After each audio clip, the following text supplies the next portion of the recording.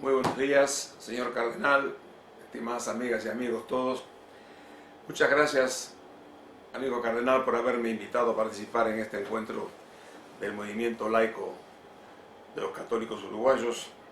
Lamentablemente había querido estar con ustedes, como se lo prometí, pero algunos compromisos que tengo aquí en Madrid, particularmente en materia de docencia, me impidieron acercarme a Montevideo en esta ocasión. Por tanto, tenemos que depender de estos medios digitales, que no son lo mismo que estar en presencia de todos ustedes, pero lo voy a estar porque de alguna manera creo que nos permiten dialogar por este intermedio después de terminadas mis palabras.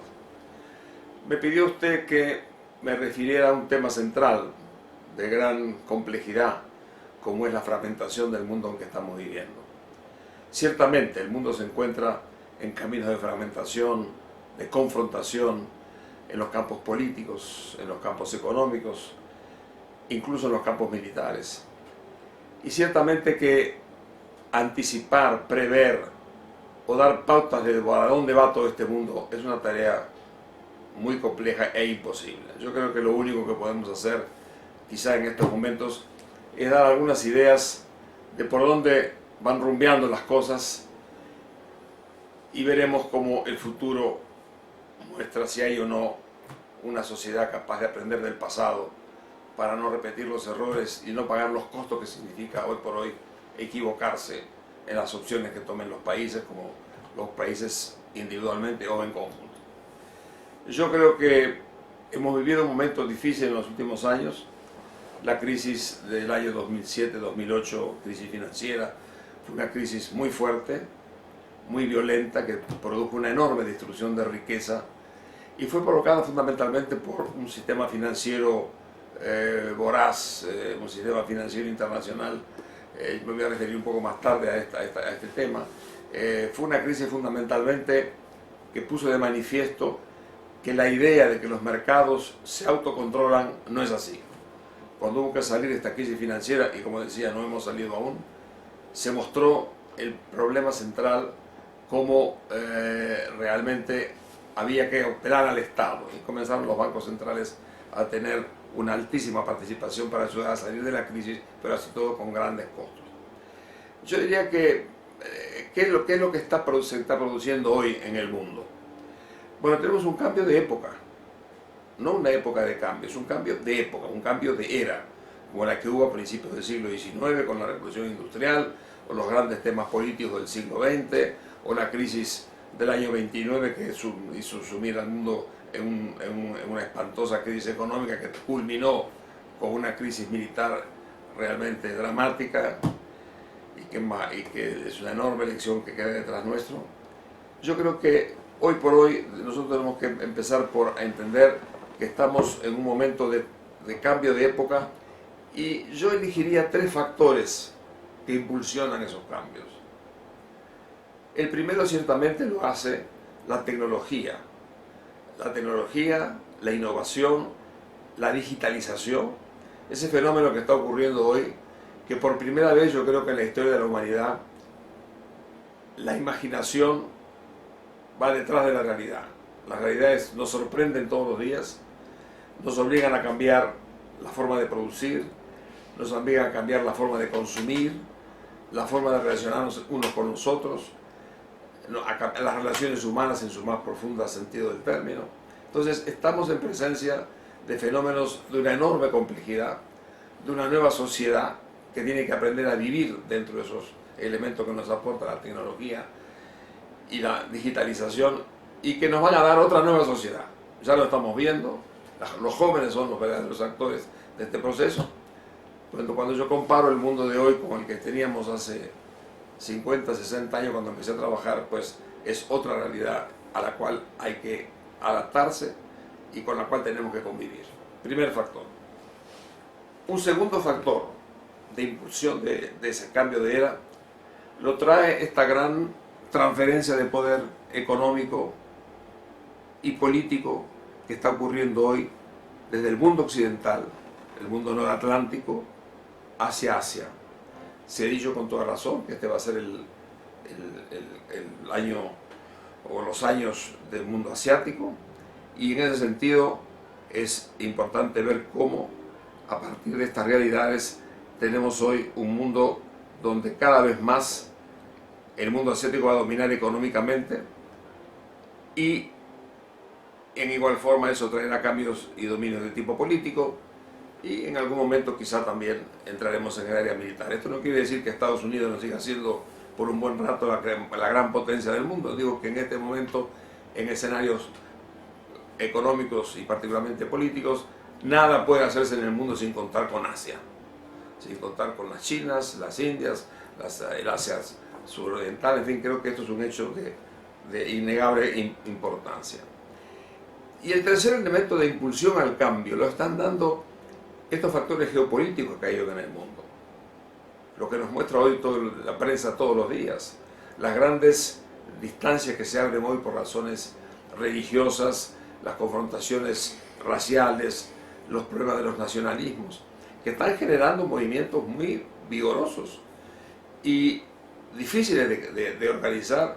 Da la impresión, en cierta manera, que estamos en territorio donde no hay orden establecido y eso da lugar a grandes confrontaciones como las que estamos viviendo hoy en el Medio Oriente, en la frontera de Rusia con Europa o en el mundo del sur del Mar de China, etc. Factores de impulsión. Junto con los factores de impulsión están los factores de fragmentación. La preocupación que tiene el título de estos comentarios es precisamente un mundo que se está fragmentando. Y hay muchas vías de fragmentación. Siempre, por supuesto, la primera vía nota las grandes desigualdades que hay hoy en el mundo. El mundo pudo salir al encuentro en cuanto a la reducción de la pobreza. Hay menos pobres en términos relativos hoy que los que había hace 30 o 40 años. Hemos ido ganando esa batalla. Pero sí hemos ido generando una sociedad profundamente injusta. Porque al mismo tiempo que disminuyeron los pobres, aumentó la distancia entre los de arriba y los de abajo. Y tenemos una sociedad que, como consecuencia de todo ello, está enojada. Como ha dicho muy bien Stiglitz aquí hace pocas semanas, es una sociedad enojada y tienen razón de estar enojados por esa enorme distancia en los Estados Unidos, por ejemplo, el gran continente de la esperanza. Hoy una gran mayoría piensa que sus hijos van a vivir peor que lo que vivieron sus padres. Hecho, por supuesto, que por primera vez se ve en esa región de la esperanza que han sido siempre los Estados Unidos. Entonces tenemos una desigualdad creciente que nos lleva a tener que pensar que ese tema sí divide a las sociedades. Hoy se ha dicho muchas veces que América Latina no es una región pobre, es una región injusta, como ha dicho el presidente Cardoso en más de una oportunidad. Entonces lo primero es que no hemos sido capaces de administrar la tremenda concentración del ingreso que se da hoy en los países del mundo. El segundo elemento tiene que ver con un factor que crea muchas oportunidades, como es el mundo financiero. Ha sido un factor que ha significado la globalización en materia de acceso al crédito, en materia de inversión, en materia de financiamiento del comercio.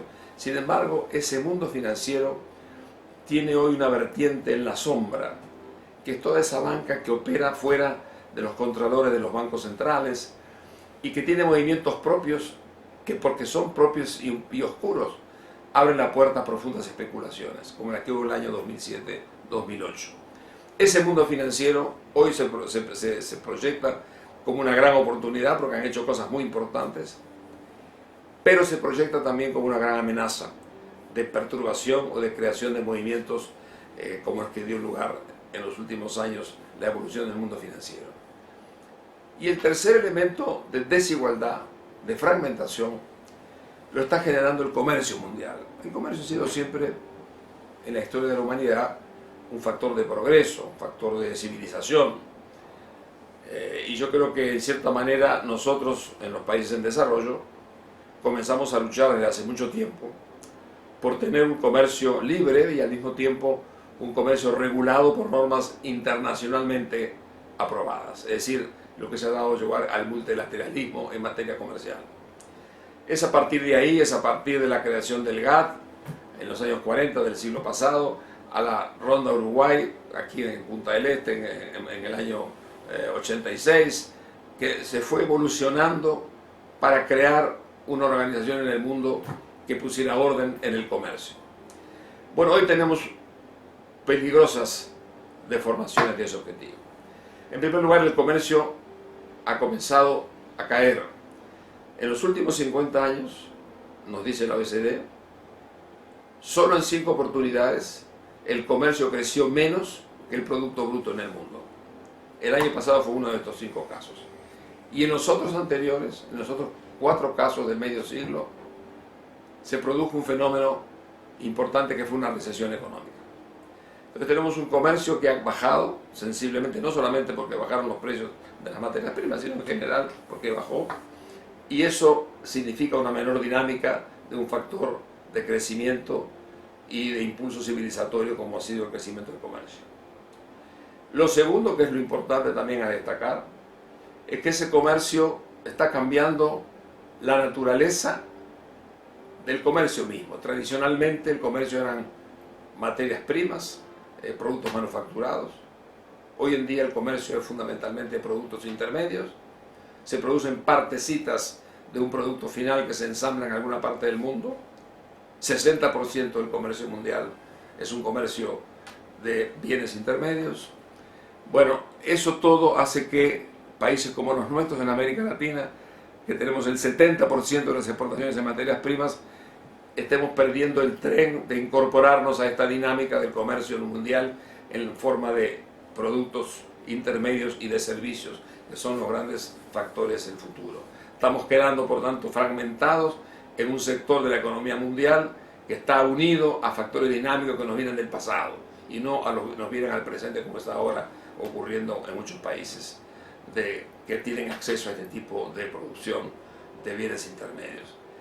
Y el tercer elemento es el que comencé a mencionar al principio. Nosotros todos creímos en una Organización Mundial de Comercio que regulara multilateralmente las reglas del comercio mundial. Hoy esto está en una seria crisis, en un serio retroceso. El mundo se está fragmentando, el multilateralismo está cayendo en su importancia, comienzan a venir los grupos de países que negocian entre sí, el grupo de países del Pacífico, el de Noratlántico, los países del ASEAN.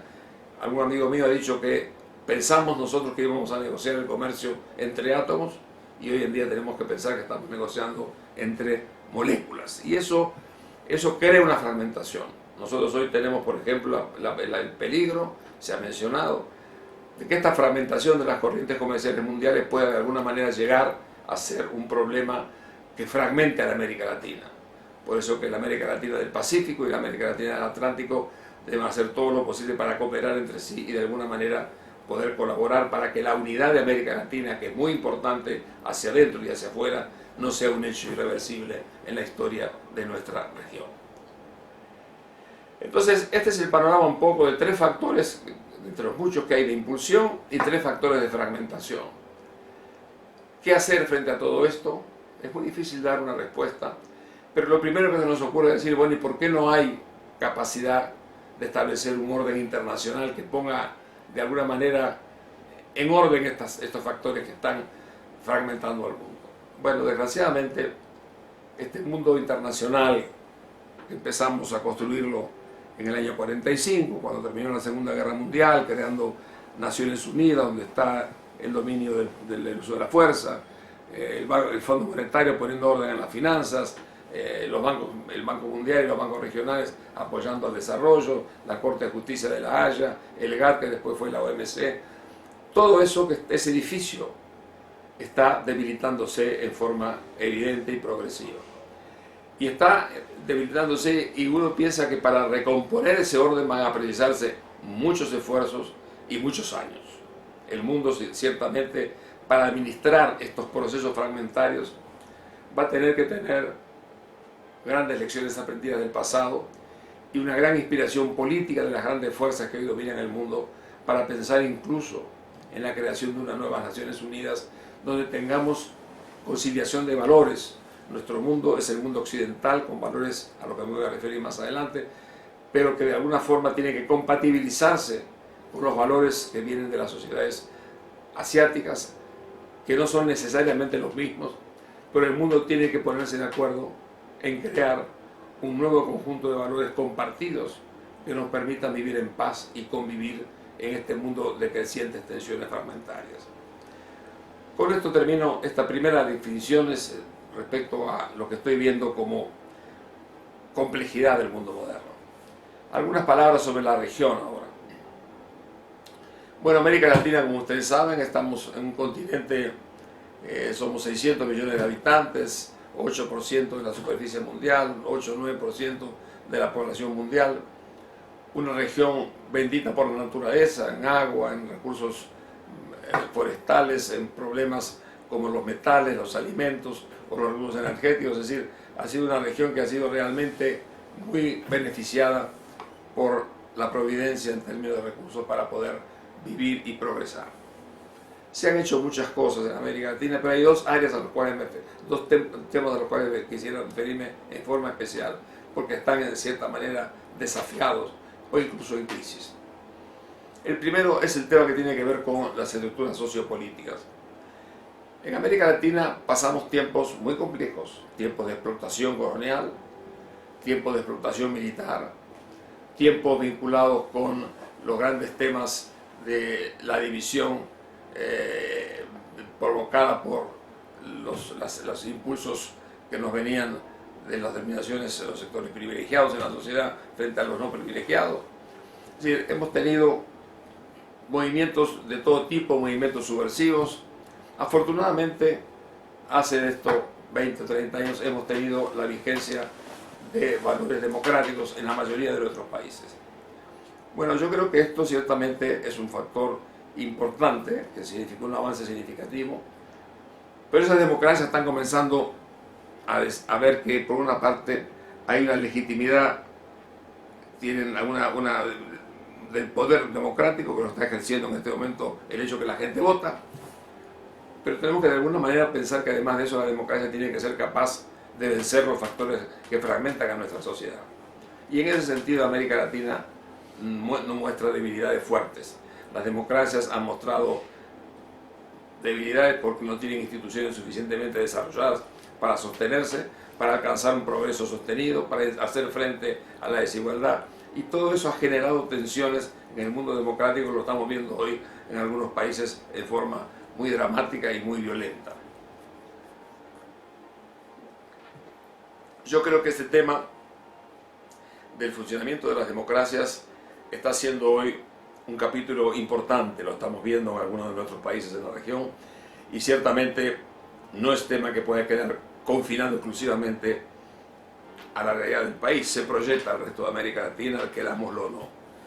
Junto con el tema de las debilidades de la democracia, tenemos el tema de las debilidades de la evolución económica. Altamente dependiente de materias primas, América Latina tuvo en los últimos años un periodo dorado, porque hemos tenido el impacto fundamental que nos dio la entrada de China al comercio mundial. Eso despertó el precio de las materias primas, trajo grandes recursos de los países, aumentamos las reservas, bajamos el endeudamiento y crecimos. Uruguay andaba entre 15 y 16 mil dólares per cápita, que es una cifra comparada con el pasado realmente muy importante. Yo creo que de todas maneras hoy el desafío central de América Latina es el que decía anteriormente, es orientar el crecimiento económico hacia nuevas fronteras que nos permitan realmente participar en las nuevas dinámicas del comercio mundial. Y en ese sentido hay muchas tareas pendientes en todos los países de América Latina, que yo voy a mencionar simplemente a vía puramente enunciativa. Primero, ciertamente, el recurso humano. El mundo del futuro en la región va a depender de la capacidad que podamos tener de crear recursos humanos capaces de administrar los complejos procesos de producción que tenemos hacia el futuro. En segundo lugar, tenemos necesidad, por tanto, de incidir en la productividad de la economía latinoamericana, que es muy baja. Es decir, la productividad de los factores de producción ha venido creciendo muy lentamente y eso es también un factor del lentecimiento del crecimiento global. Tenemos desafíos institucionales, es decir, un Estado que sepa ser capaz de administrar estos procesos es ciertamente uno de los grandes desafíos, y ahí yo creo que las lecciones que nos va dejando el pasado es que realmente se necesita un nuevo conjunto de instituciones meritocráticas, un Estado no clientelista, un Estado transparente, donde la corrupción que ha sido tan dramática en los últimos años desaparezca para ser realmente una anécdota y no simplemente una forma de vida como resultó ser en algunos de los países de la América Latina en los últimos años. Entonces, todo eso termina finalmente también poniendo de relieve la necesidad de que América Latina aproveche este enorme potencial que tiene hoy la región a partir de formas de integración inteligentes que permitan potenciar el quehacer conjunto en la región para ser mucho más activos a nivel internacional. Todo esto son desafíos importantes que el mundo que estamos conviviendo nos fuerza a meditar y pensar para poder realmente hacer de la región un sector productivo, pero al mismo tiempo de gran justicia social, cosa que lamentablemente no lo tenemos todavía. Y ahora, para terminar, algunos conceptos vinculados a nuestro país. Cuando yo era joven, estuve muy influido por el pensamiento de la CEPAL, que fue un pensamiento dominante en los años 50, con su gran líder, que fue el Dr. Prebisch, y que nos enseñó fundamentalmente a pensar cómo había que enfrentar con esta región los desafíos de una economía más dinámica, planificada, programada, y ciertamente que fue una filosofía muy atractiva para todos. Yo recuerdo cuando estos impactos aterrizaron en la Facultad de Ciencias Económicas allá en los años 52, 51, 52, cuando la CEPAL, dicho sea de paso, la Comisión para América Latina se reunió aquí en Montevideo en el año 50. Bueno, eso fue una fuerza importante que formó mucho a mi juventud y a mí personalmente. Pero hubo también una visita muy significativa en aquellos años. Visitó Montevideo el padre Levet, que estaba en aquellos momentos con su filosofía de el poder poner arriba de la mesa el concepto de economía humana. Yo confieso que me impresionó mucho aquellas conferencias que dio aquí en Montevideo, y Juan Pablo Terra, maestro y querido amigo, me explicó mucho más en profundidad lo que estaba detrás de ese concepto de economía humana, una economía al servicio del hombre y de todos los hombres, como decía el padre Lebré, una economía al servicio del hombre y de todos los hombres en todas sus necesidades, no solamente las materiales, las espirituales, las culturales, las artísticas. Yo creo que para mí eso fue una influencia muy importante que me llevó a tomar cierta distancia de estos conceptos puramente mecanicistas de funcionamiento económico para apelar mucho más al concepto humanista, el hombre en el centro del proceso y todos los hombres en el centro del proceso como objetivo fundamental de la economía. Yo diría que en este momento yo destacaría tres grandes objetivos para poder fortalecer este concepto de una economía más humana, más cerca de la gente. El primer gran objetivo, ciertamente, y muy importante en lo que ha sido para la experiencia que me tocó vivir, es en cierta manera el concepto de la convivencia. Es decir, aprender a convivir, un término que además en otras lenguas necesita más de un vocablo. Convivir no es living together, es convivir en el sentido de aceptar la diferencia del otro, no tolerar al otro, sino aceptar su diferencia, poder conversar y compartir, y en esa forma generar una sociedad mucho más madura, en donde no solamente la convivencia permita vivir en paz en la sociedad, sino además algo muy importante en la concepción de vivir en paz con la naturaleza. Dicho sea de paso, nosotros hemos tenido y hemos descubierto en los últimos años ciertos principios fundamentales de las comunidades originales de nuestra América, que hablaban del concepto del buen vivir o el de vivir en paz. Yo creo que todo esto forma parte de este ideal de convivencia. Vivir en paz con la sociedad y vivir en paz con la naturaleza.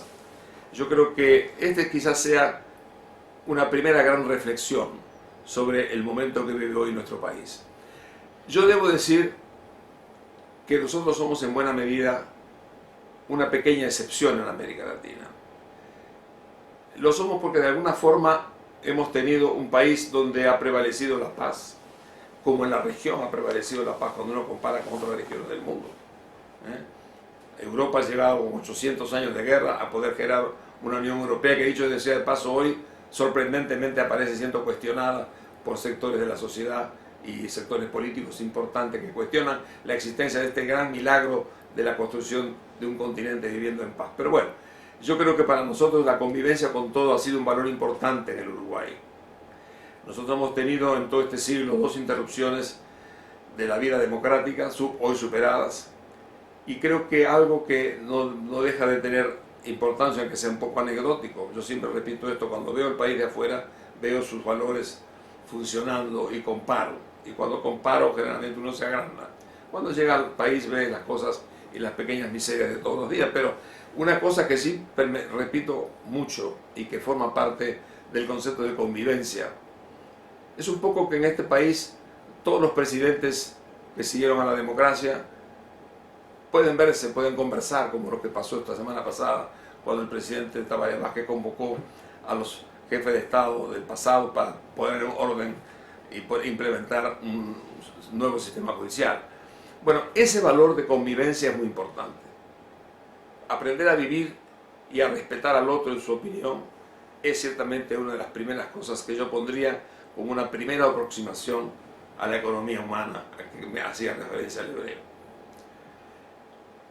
Un segundo elemento muy importante conjuntamente con eso es aprender a crecer, a desarrollarse. Desgraciadamente, nos guste o no, la única manera de salir al encuentro de muchas de las necesidades a las que hoy aspiran las sociedades latinoamericanas depende de la capacidad de crecimiento.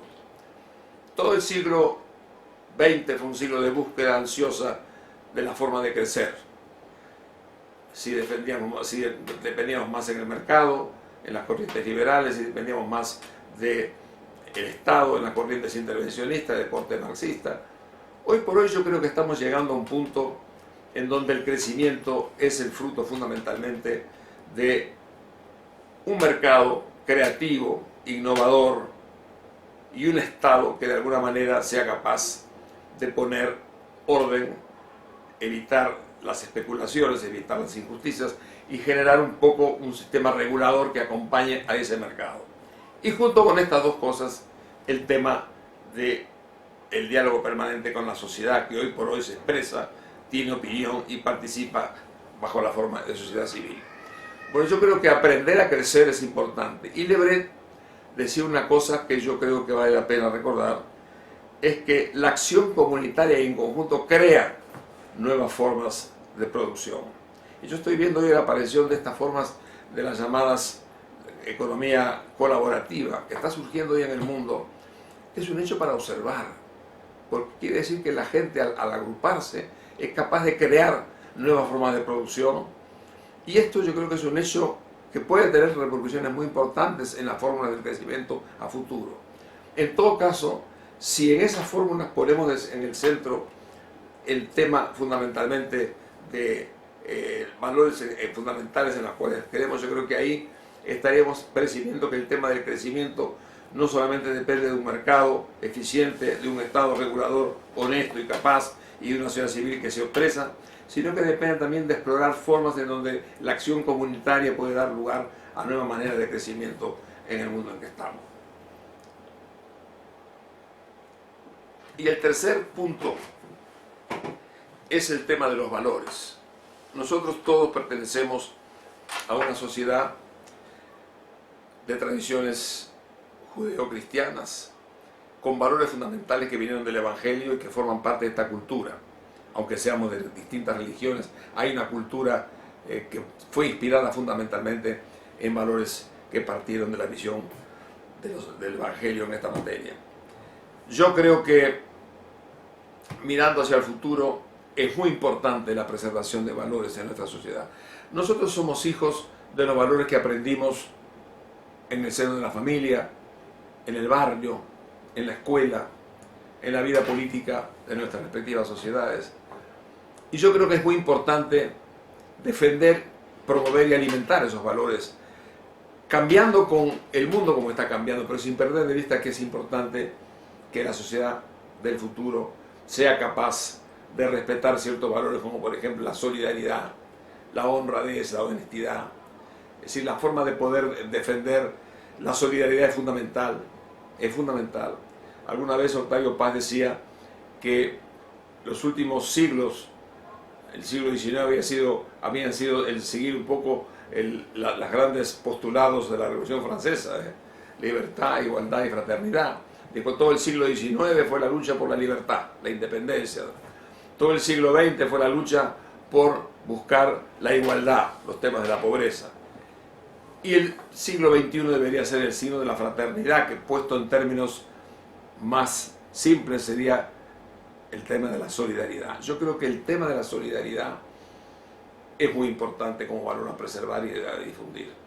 Yo creo que de alguna manera no es lo mismo la solidaridad que la caridad. La caridad está en todas las grandes religiones, es hija del amor.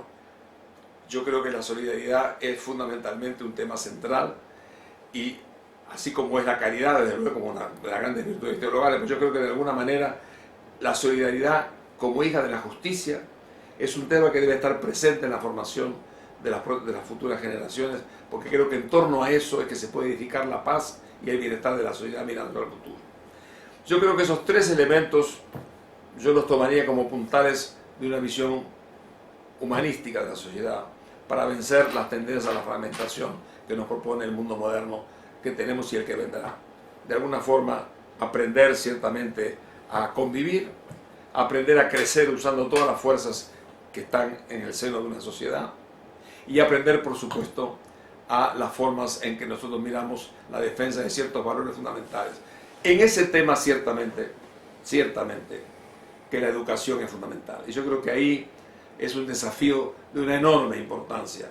No solamente la educación que parte con los valores cuando son escuelas que tienen fundamentos religiosos detrás, sino la educación en general, que es la mayoría. La educación pública es muy importante que esté inspirada por valores fundamentales que permitan precisamente darle forma a una sociedad respetuosa de la paz, respetuosa del medio ambiente, que no caiga en estos mesurados consumismos que hoy ciertamente generan tanta preocupación en el Papa Francisco, pero que son realidades que tenemos que de alguna manera dar y enfrentar en una sociedad donde los valores ya no son más exclusivamente los que parten de la familia, sino de este mundo en cambio que nos rodea, nos confunde y nos genera permanentes ansiedades para seguir viviendo.